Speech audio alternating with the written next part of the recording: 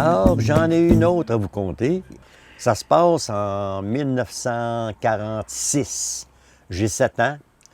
Mon frère le plus vieux a 8 ans, puis le plus jeune a 6 ans. Tous les lundis, mon père faisait boucherie le matin. Puis en après-midi, on ramassait tous les ventres de bœuf, de cochon, de veau.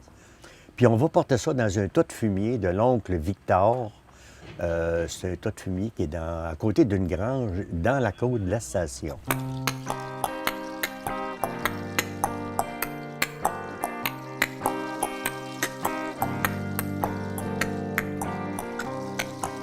La grange de l'oncle Victor était exactement où est la maison ici. Puis à côté, il y avait le tas de fumier. Fait que nous, on est montés ici, on a déversé les ventres de bœuf là, puis on est reparti.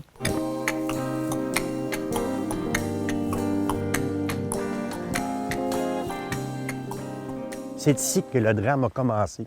C'est ici à peu près que le harnais s'est démanché, puis a commencé à frapper sa jambe du cheval. Puis là, bien, on vient de perdre le contrôle.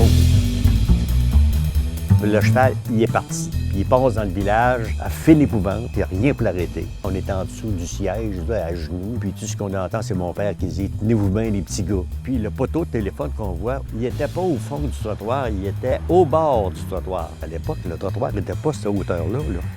Il était au moins ce dos ici. Il y avait une marche ici en avant. Fait que mon père, lui, en passant devant l'église, il a pensé « Ben regarde, je vais longer le trottoir, ça va freiner ».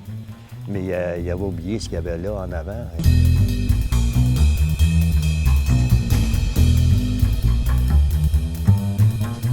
Ben, aïe aïe!